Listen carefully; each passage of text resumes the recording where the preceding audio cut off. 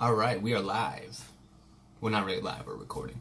It's been a little bit since I've made a video on some real stuff. Thank you guys for checking out the recent videos of me making. I started making knives. Kind of got into the hobby of that, which pretty much brings me into the conversation today. For a little while, at least a year, I was going to school. I had my mind set on going for occupational therapy, and it was something I was really gung ho about. I was really excited about. I had talked to a ton of people and met a ton of people in that field of work, and they had nothing but positive things to say about it. I took some very, very great advice, and I did some shadowing at one of the local hospitals here in New York, and that was probably one of the best things that I did. It gave me an open view of what the work's really like, and I got to be placed in a unit, in the rehab unit, where it was very fast paced. I would say it was going to be it's probably, from what I understand, it's the second most fast paced part of being an occupational therapist. I was like I said, I was in a rehab unit. You're working with probably 5-6 people a day, and you work with them to you develop a plan, and hopefully within the next couple weeks, they're out of there and they're back in their own house. Getting back to their way of life, or their new way of life. The other version of it would be if you are in the acute care. You're basically going from room to room. You're seeing patients for a few minutes at a time, and you're seeing a lot more. You're seeing more volume, and you're basically diagnosing them and figuring out, where do they go from there? Do they need to go into this rehab unit? Do they just need to go into I can't remember what they call it, but it's not as an intense type of rehab. There's different areas that you could send them based on their condition. So anyways, after doing the reviewing or the shadowing, here's what I have to say. Love the line of work. You get to work with so many different people, and a lot of the people, I mean, obviously I don't know any names, but I also can't say any names, but I saw people in there who, weeks prior to them being in this rehab unit were just going about their normal day.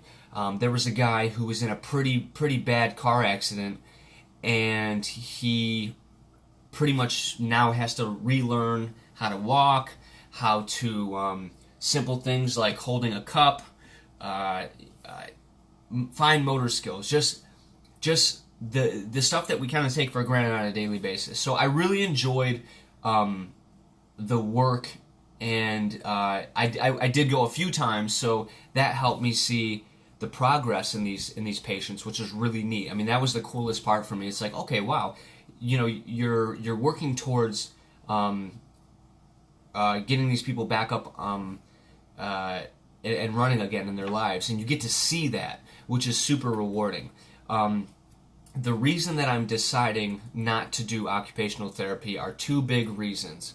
And they're pretty, one of them is bigger than the other one, because I'm just going to tell you. So the first reason that I feel like this isn't going to be a career for me is I, on a daily basis, have an exuberant amount of energy. Not saying that I'm flying off the wall, but I have a lot of energy.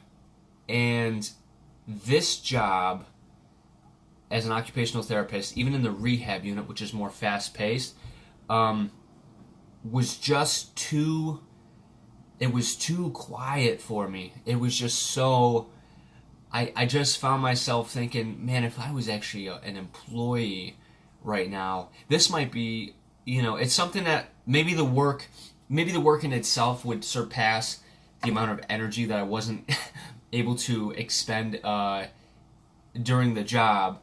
But ultimately, it was too quiet. It was actually too slow paced for me, which ties into the second reason, money.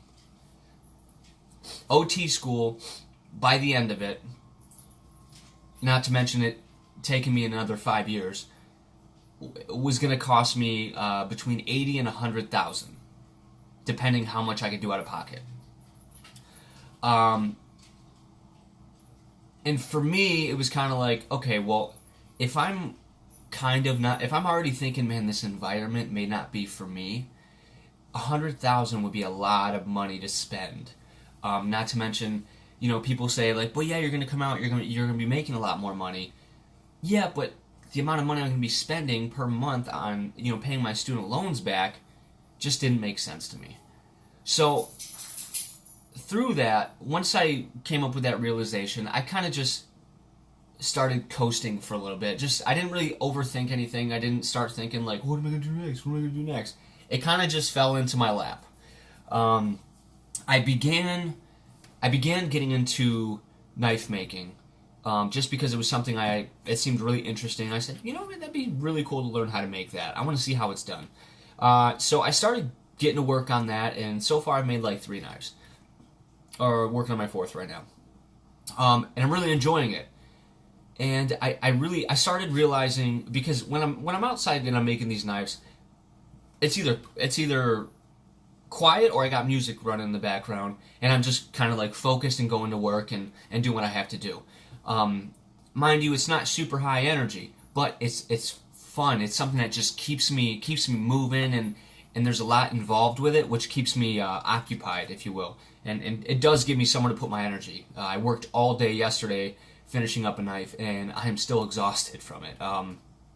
Anyways, I realized at that point that I wanted to do something a little bit more hands-on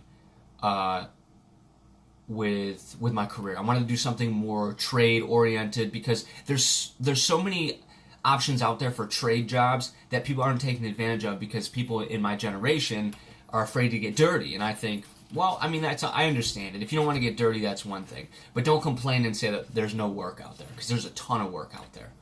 So I kind of ran through my options. I always thought about getting into carpentry.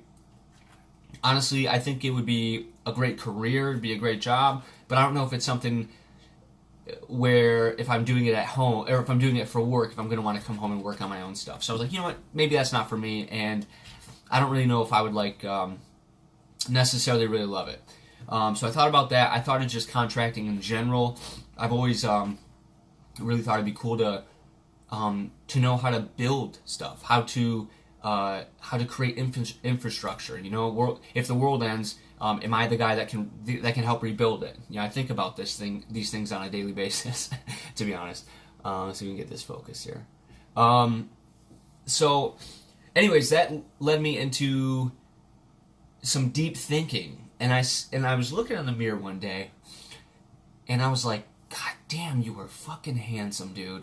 You are a handsome fella. But, no, what I was thinking is, what is one thing that I've always cared a little bit too much about? Hair. I've cared way too much about my hair since I was like 6 years old. Started from when my mom would just buzz my head to save money. She would just buzz it, and I would have just raggedy, bald head looking young, unproportioned kid. Whatever the fuck the word is. I said hair. That's one thing I always have cared about.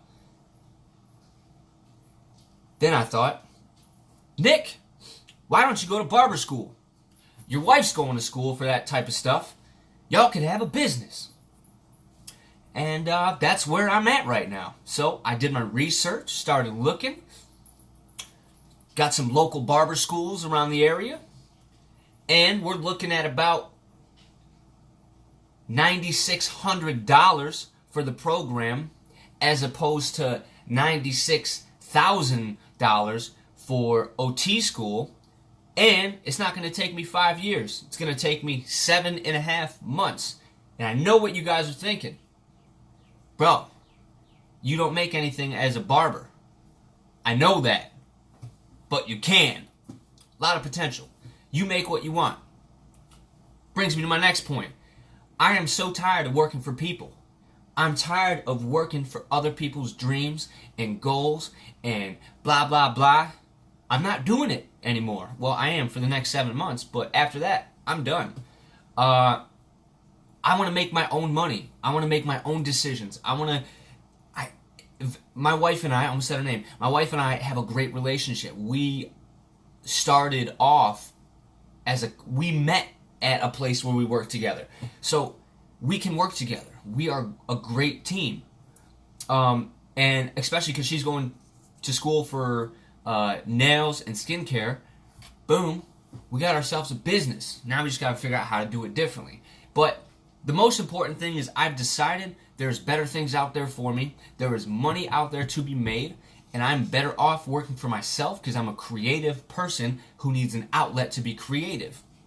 And I want to make people look sexy as fuck. And that's what I plan to do. So I have 7.5 months of school learning how to be a master barber and getting good at cutting hair. Now, mind you, I cut my own hair, okay? I know I always wear a hat in these videos, but I cut my own hair, bro. I'm not saying it's perfect, but the fact that I'm even trying it, saving your boy some money. Look at this line I put in there yesterday. Check this out.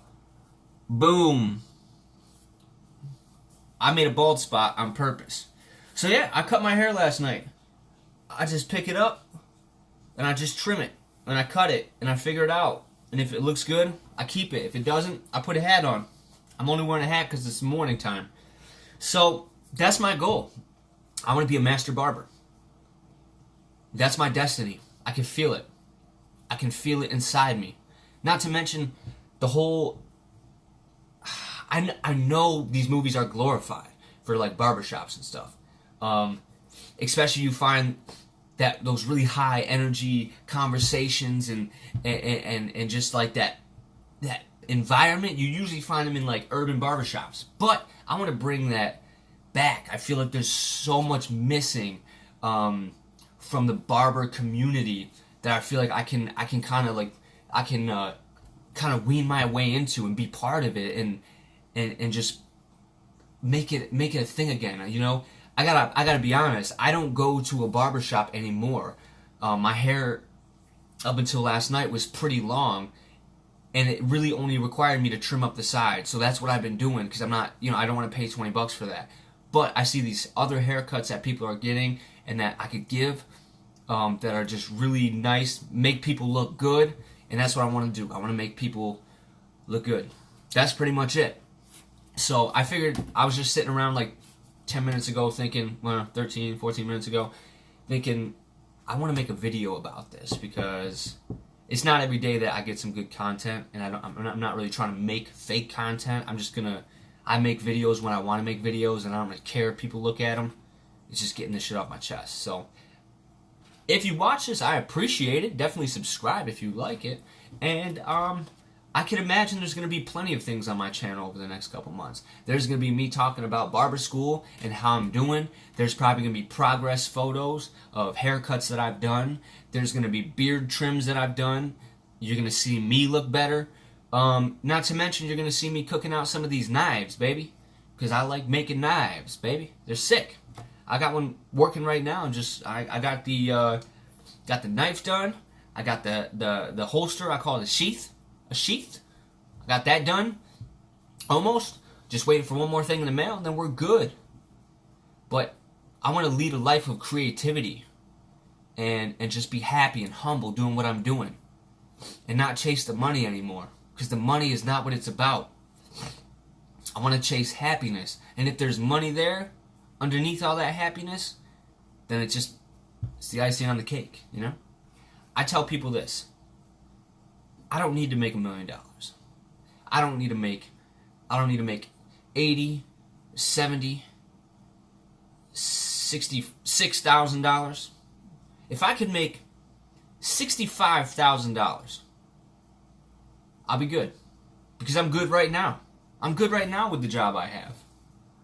I make great money, but I'm not happy.